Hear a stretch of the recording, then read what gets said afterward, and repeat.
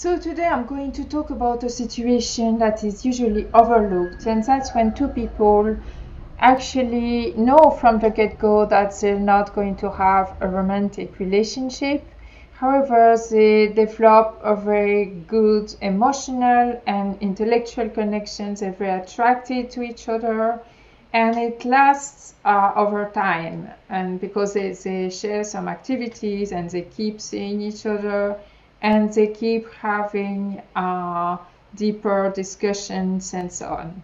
And at some point before they have to part ways after many months or a year or two spent together, they have to part ways and they have an opportunity to have physical intimacy. And many people would choose not to, but they actually seem to both want it. And they both made some attempts for that, but they're so shy and afraid of the other's rejection, afraid of the other's response, because they're really sensitive to what the other may think and so on, that they misunderstand each other, they misread each other's signals. And as a result, they brutally stop talking to each other, or they just talk very formally, like they don't know each other, and that's really weird. And that's a situation that is really painful. I talked about a similar situation in another video that I'm going to link in the description. And this one is when people actually don't have much of a future together. However, they seem to have a sincere connection.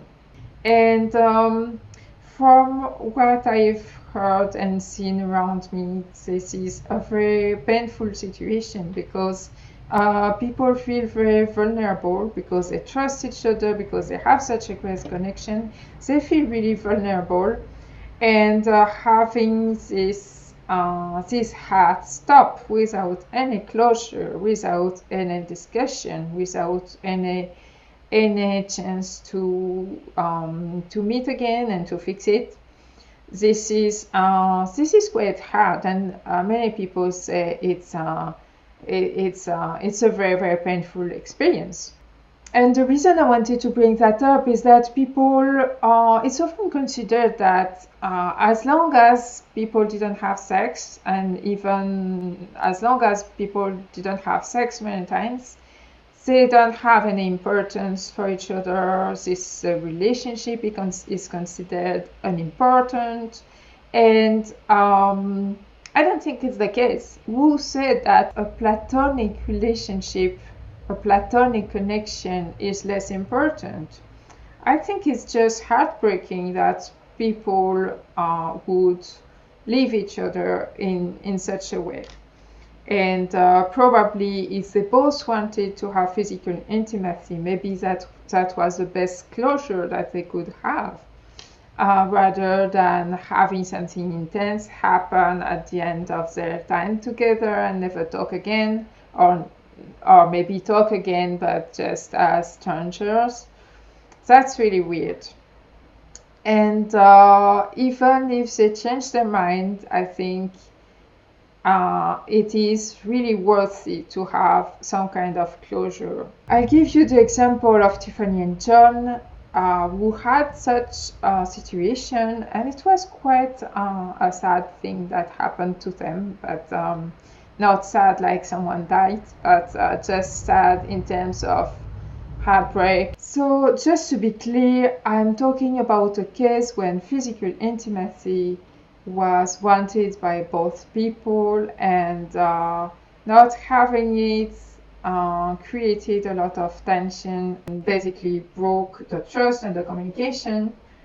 It doesn't mean I encourage anyone to have sex if they're not 100% sure they want it. I'm not for the hookup culture, I'm not judging either.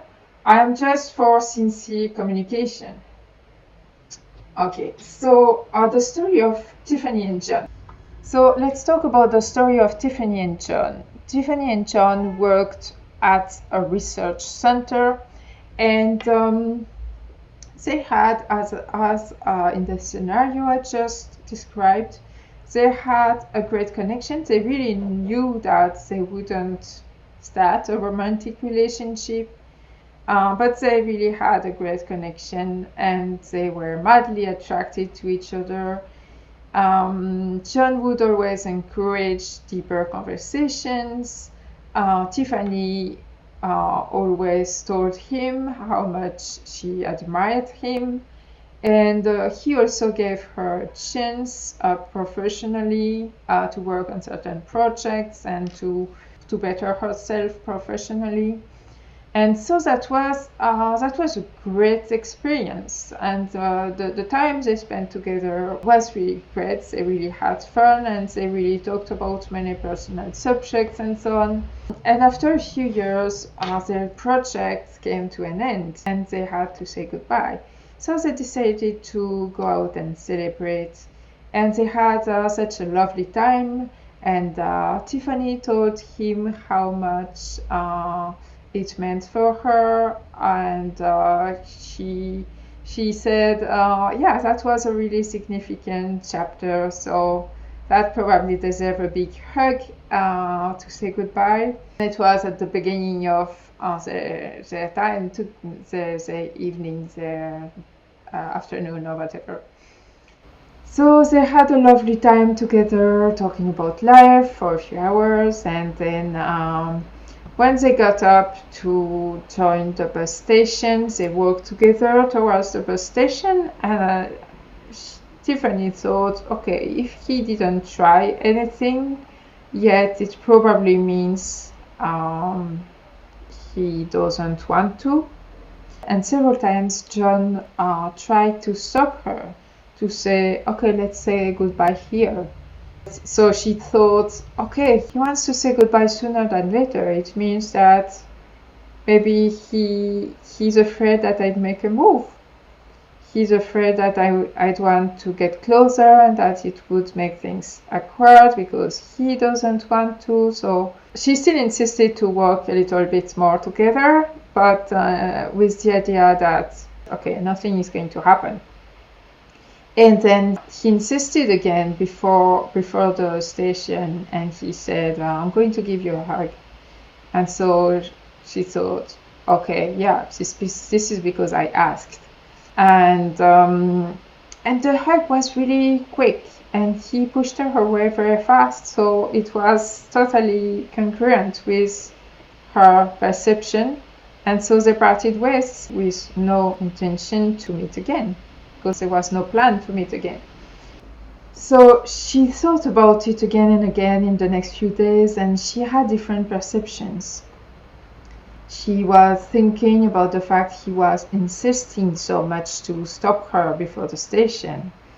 And she understood maybe he wanted to stop her and say goodbye and have a hug in a more private space and not in the station where it was crowded.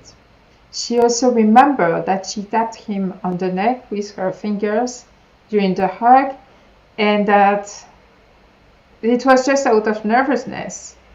But she remembered that it's usually a signal to say, okay, stop what you're doing.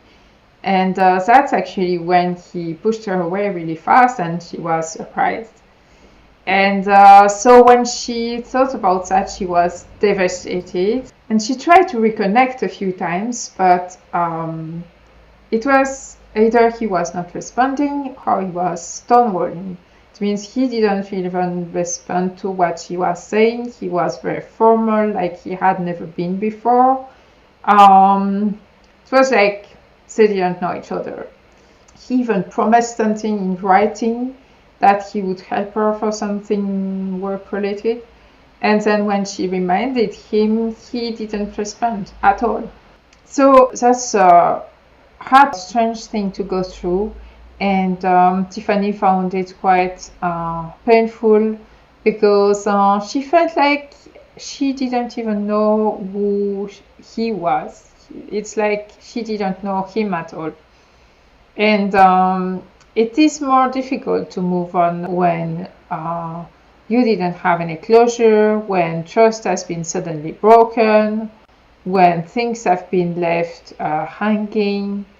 This can make things more difficult. That's why I think closure is so important, because it allows to express some unspoken feelings, how you wanted things moving forward, how you wanted to say goodbye, how you wanted things to be, what were your perceptions, and here the other person's perceptions and wants.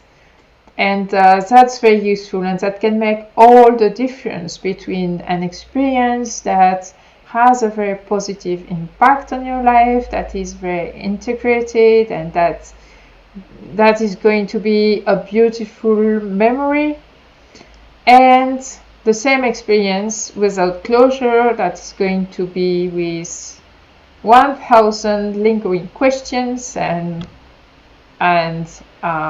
doubts and confusion and misunderstanding and resentment and all of that. So yeah, closure, I think it's very important. I know that some people, and that's very popular among girlfriends. I have a friend who is like that. She says each time she breaks up, she says it helps her to think he's a jerk. And I think that's quite disturbing. That's something that disturbs me. Because if you like someone, if you love someone, usually you want them to be happy with or without you. You would want to understand them normally. And you don't want to say they're a jerk just because they don't behave the way you wanted them to behave. You want to try to understand. And the result, if you think someone is a jerk just because they didn't behave the way you wanted them to behave, is that you're reinforcing that belief that people you love become jerks and you don't even try to understand. So that I think is quite disturbing in my view. So yeah, I wanted to raise awareness on that. Many men can feel righteous about disappearing just because there was no physical intimacy. And honestly, that doesn't, that there is nothing to feel righteous about.